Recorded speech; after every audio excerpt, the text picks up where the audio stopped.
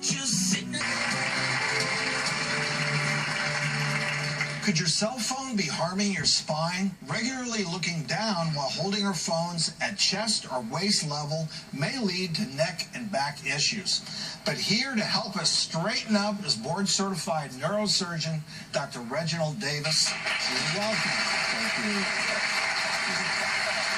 So tell us, what's going on when we're holding our cell phones like this? Well, that posture can result in the neck muscle shortening and tightening, the shoulders rolling forward in a hunched position, neither attractive nor comfortable.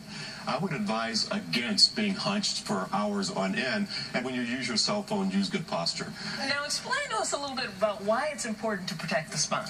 The spine allows you to stand and to bend. That's pretty important in and of itself. It's composed of vertebrae. These are the bony structures that actually protect the spinal cord and the nerves. And in between, there are rubbery discs. Now, the discs sometimes degenerate, or they become thin and brittle.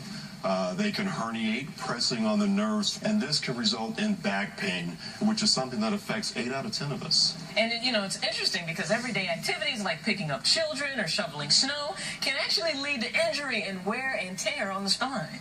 So things you should do when lifting something heavy, consider wearing a back belt for support. I actually do this in surgery sometimes. Maybe you've done the same thing, Doc. Also, when we're lifting, make sure that we lift with our legs and not our back, right? So get in that athletic position and lift with your legs. Good for you, Drew. Very nice. You don't know how much that hurt.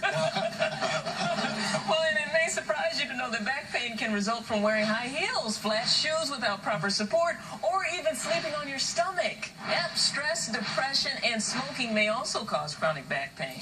Neck and back pain can range from a dull, constant ache to a real, sudden, sharp pain.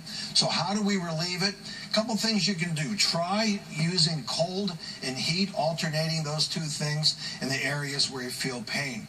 Anti-inflammatories, which we can get over the counter or prescription strength, may also be necessary. Yeah, and seeing a chiropractor, physical therapist, stretching, massage, or acupuncture might also be helpful. But if the pain persists, make sure you see your doctor. Yeah, sometimes spinal pain comes in other forms, like with our next guest, Mindy. First of all, thank you so much for having me here. Well, thank you for coming. I'm so excited because I suffered from back pain for well over 10 years, having spasms down my leg when I walked or stood for any period of time. I was very active, led a very active lifestyle, and it really affected that because I would have to stop every few steps, rub out the spasm. What ended up bringing you relief? Having minimally invasive fusion surgery at the Laser Spine Institute. The day after surgery, I woke up, I had virtually no pain. I have no pain to this day. My family's happy. And Dr. Davis, you're a surgeon there. Why was Mindy a particularly good candidate for this technique? Her pathology fit with the surgical procedure.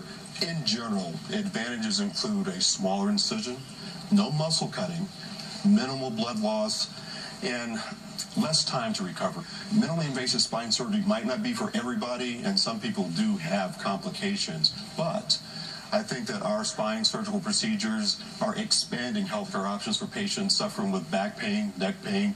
But when would you recommend this type of surgery or procedure on another patient? Well, typically patients will wait a long time, on average 9 years, before they consider surgical options. Wow. I think that this offers a very early benefit for anyone who's had to live with pain or who is considering a typical open surgical procedure. Well, this is a huge innovation for all those millions of people that suffer with back problems. Mindy, glad to see you're doing so well. And Dr. Davis, good job. And thank you so much. And we'll be right back. Coming up next.